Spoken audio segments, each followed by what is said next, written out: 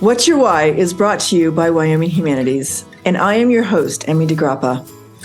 Our mission in this podcast is to inspire, engage, and inform, bringing you relevant, timely topics about our shared human experience. And today, we are fortunate enough to be talking to photographer Tanner Dunn. Tanner frequently travels to Wyoming for photography and has a great love and appreciation for nature and wildlife. And so I want to welcome our special guest, Tanner Dunn. Welcome. Thank you very much for having me on. I appreciate it. Absolutely. I love having you here. And when I first saw the photography that you were doing, I think I was on Instagram, actually. And I was like, wow, this is incredible. And then I started kind of reading your story and thought, I need to talk to him, and I need to explore how and why you got into photography. All right, man. Where do I begin? I've always loved nature as a kid, and I moved to Colorado for a couple of years after high school, and then I ended up going to college at BYU, Idaho, in Rexburg, Idaho. And frequently, I would go on nature drives with people and saw a lot of beautiful scenery, and I just photographed it because I love the mountains. And suddenly, after maybe 3 years of that, people started saying, hey, you kind of have a knack for this. And I kind of thought they were being nice. And then one trip to Jacksonville, there was one particular photo I shared, and it just kind of blew up all of a sudden. And that's when I kind of told myself in a confident way, this might be an avenue to explore. And here we are another 3 years later, and we're talking about it. So just kind of happened in a very organic fashion. So Tanner, that is interesting. And how did you get involved working with different magazines or on-site publications, online publications who were using your photography? Truth be told, it wasn't until this recent trip to Jacksonville where I started getting a lot of messages for people to use my work. If you're wanting to ask about publications, there's another kind of photography I do, and I photograph musicians that I admire at concerts. And these are some pretty famous musicians, and a couple of them have actually used my photos to promote their upcoming concerts or use them as their Facebook or Instagram profile pictures.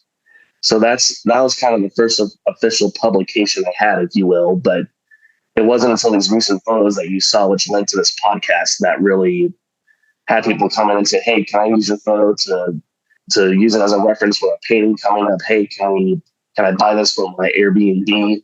It just kind of came out of left field, and it was overwhelming in a good way. I love that. And I do remember reading that in your bio, and I wanted to ask you more about your music background. But before we do that, I do want to kind of go back in your life, in your history, and talk to you about when you were diagnosed with autism and what does that mean? Because there's so many different kinds of autism. What does that mean for you? And how does it change your life when you're autistic? And how does it change your learning? That's a very good question, and I'm happy to share. So I was diagnosed when I was 4. The doctors pretty much told my parents, hey, he's not going to be able to function like a normal person at all. He's not going to be able to read, write, and if he can read, you can't even understand what he's going to read. Frankly, us having this conversation was out of the books as far as they were concerned. And so growing up, I went to a lot of occupational therapy, a lot of school counseling. And looking back, and I didn't realize this at the time, but I really struggled with some things that other kids didn't while growing up. I just didn't really put my finger as to what until about high school, when I really kind of saw it from a hindsight point of view. But honestly, it was just a lot of work and a lot of miracles from God that got me to where I am. I mean, honestly, I say this in jest, but kind of seriously, like, I'd love for that doctor or doctors who told my parents that he's not going to be able to do much to look at what I've accomplished over the last several years. The photography, graduating college, and a bunch of other things. And so it was a struggle to get there, but I did it. And basically what I like to say is, if I can overcome what I went through with autism, anyone else can. It just may be a little harder or maybe a little easier, but they can do it. Wow, that's amazing. And do you think it was because at that time, because I think a lot more has been learned about autistic children since then. Do you think at the time they just didn't know how to deal with it? That could have been a possibility.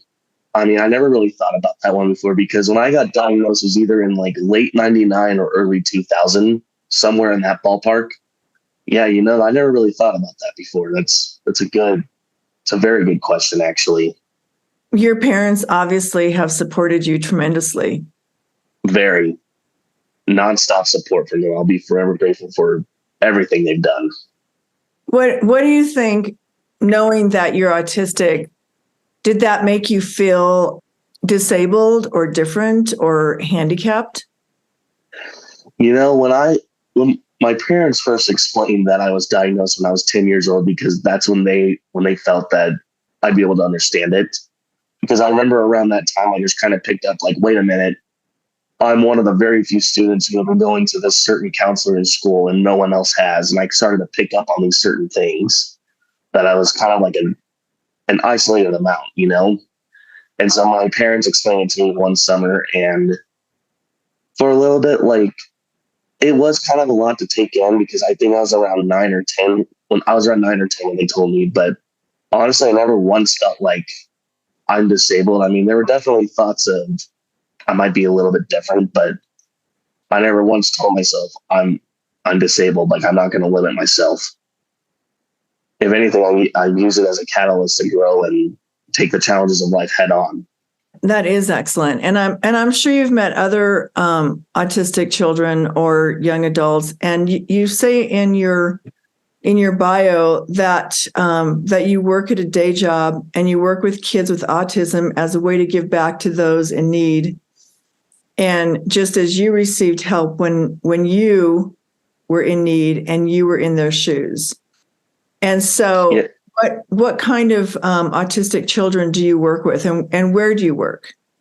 So I work for a company called Continuum Autism Alliance, and I'm actually taking a very big exam tomorrow. That's called the RBT exam, and that's when I'll officially be certified as a registered behavioral technician.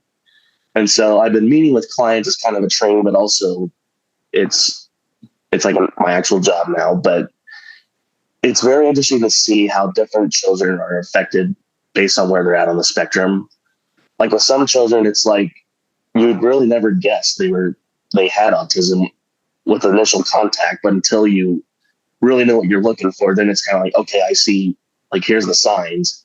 But with some of them, it's like within the first 2 or 3 minutes, it's like, okay, yeah, we got some things to tackle. We need to tackle now. But it also kind of put my life into perspective. Like in some ways, I think back and it's like, yeah, I struggled, but I don't want to sound like I'm comparing, but I was definitely more fortunate than some as far as what I had to deal with growing up. Well, that's admirable that you've decided to do that. And like you said, give back. And actually, it probably helps you grow as a human being to know other people who struggle or have struggled and you probably can give them excellent tools to help them along the way because you had to use those tools. I have nothing but the utmost compassion for those kids. And some of them are teenagers, and it's just, at the end of the day, the way I see them, they're just normal people. They're not different in my eyes at all. They just have different struggles than others. Well, that's an excellent way to put it. I love that. Now tell me about your photography, because somehow you recognized that you had a good eye. Well, you had an eye for seeing things that maybe other people didn't see. So how have you developed your photography? Honestly, like whenever I'm in nature, well, I can do this more when I'm a passenger than a driver, obviously, but I'm just constantly looking out the window and just seeing if I could see anything. And when I first got complimented that you have an eye for spotting, if you will, we were in Yellowstone, and this is about 6.5 years ago now. We were standing there, and I was just looking across this, just kind of like this cliff we were on, and I saw this massive brown mass just walk out of the trees on the other side of the river, and it was a grizzly bear. And it was kind of in the trees, but in my mind, I thought I was just clear as day. But some people had to look, and when one of my other friends saw it, they're like, "That was a great catch. How did you see it?" And I'm just thinking, there's a boulder with legs and a mouth with sharp teeth walking right there. I mean, it was that big. But ever since then, like even looking for moose sometimes, like they love to hide in the sagebrush. And honestly, you got to look through the antlers because they can kind of blend in with things. But honestly, like once you know what you're looking for, I mean, it comes easy to me. But with some people, I understand that they're just starting, you know. But I think it's just naturally with more experience and more time, the more I knew what to look for and how to track and really just know where the animals tend to live. Well, Tanner, who trained you on high-level photographic equipment? Well, I'm going to be 100% honest with you.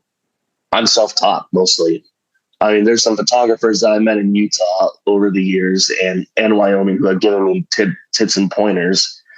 Sadly, I don't even know half of their names because we were only met on the initial interaction and we just never saw each other again.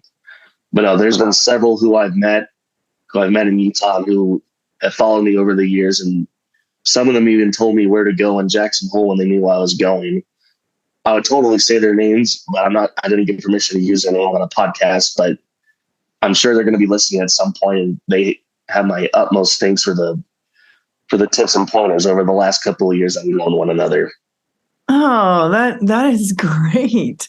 So you're self-taught. Oh my gosh. So you were saying earlier that your love for music and photography also came together.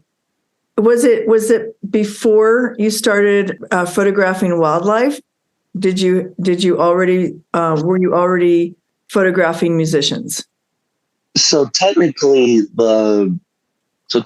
all kind of happened at the same time, because when I go back to Texas to visit, I actually ended up moving back. How the music thing kind of started is that I moved back to Texas for about 7 months in 2018 and just kind of took a break from school to spend time with family and work. But as it so happened, I started going to concerts during that time. And about a year later, there was a band in Dallas, and they're called Red Long Drive. Side note, you should check them out. And the singer of the band, he contacted me over Facebook about a year after I saw them, and he said, "Hey, are you coming to the show? I saw that you're going to be back in town." I'm like, "Yeah, sure, I'll come see you guys." And he's like, "Yeah, you're the guy who took those killer shots last year." And I'm just like, seriously? I mean, I just posted some photos on Facebook.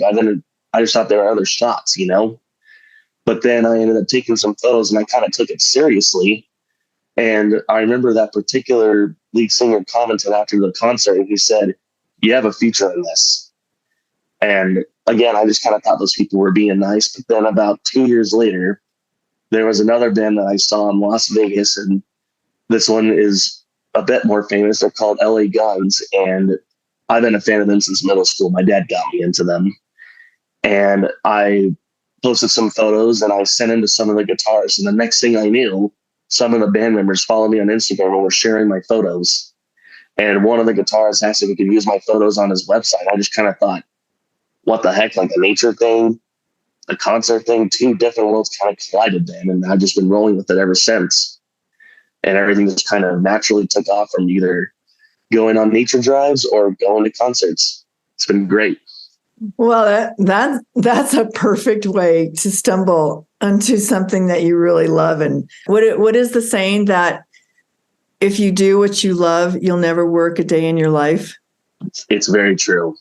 Honestly, I kind of feel that way right now. It's not a dread doing photography or going to work with the kids with autism, you know? It's always like, okay, I'm looking forward to this. All of it's fulfilling in its own way. Yeah. And so now are you able to make somewhat of a living off of your photography, or you're not to that place yet? Not to that place yet. So I partnered with this one company last year, and little did I realize that like some people would buy some things, but I barely made a profit off of it. So I discontinued my partnership with them. So honestly, my goal, and whether this happens or not is to be determined. My goal for next year is to be a part of the Park City art exhibit that happens over the summer. And so I need to find out who to talk to there. But several people I've talked to have said, you should participate in that. It's a great way of exposure. from then on, assuming I get there, I'm going to start asking around, or just even if I don't do the art exhibit, I'm going to ask some photographers up there, what do I need to do to start really selling my work out there and make a profit off of this? Well, it definitely seems like you have such a natural gift, and what'd you call it? An excellent spotter? Yeah. Excellent spotter is the term some of my friends have used, but I love that. I love it. Tanner, before we go, what do you want to share about yourself with the world about, not just growing up with autism, but just teaching young people, like you were saying, I just see people as regular human beings. They might have different struggles than me, but we're all just out there together. If there's anything I can say that I've learned in my 28 years of life, I mean, I feel so old saying that, but I realize I still have a lot of life left. Just treat people the same way you treat anyone else. Don't just assume something about someone, and just truly see them for what they can become. Or in other words, see them how God can see them, And so you do that, making friendships will be easier, making connections will be easier. And ultimately you'll just be happier because you're not throwing some absurd judgments with everyone you meet. So that's really all I got. No, that's a lot. You got a lot. So thanks, Tanner, and have a beautiful day. And I will definitely let you know when your podcast airs. And I just want to thank everybody for listening. And this is Wyoming Humanities, and I'm Emy Digrappa. Thanks, Tanner. Thank you so much. Take care. You too. Bye. Thank you for joining us for this episode of What's Your Why? Brought to you by Wyoming Humanities with support from Wyoming Community Foundation and generous supporters like you. To learn more, go to thinkwhy.org, subscribe, and never miss a show.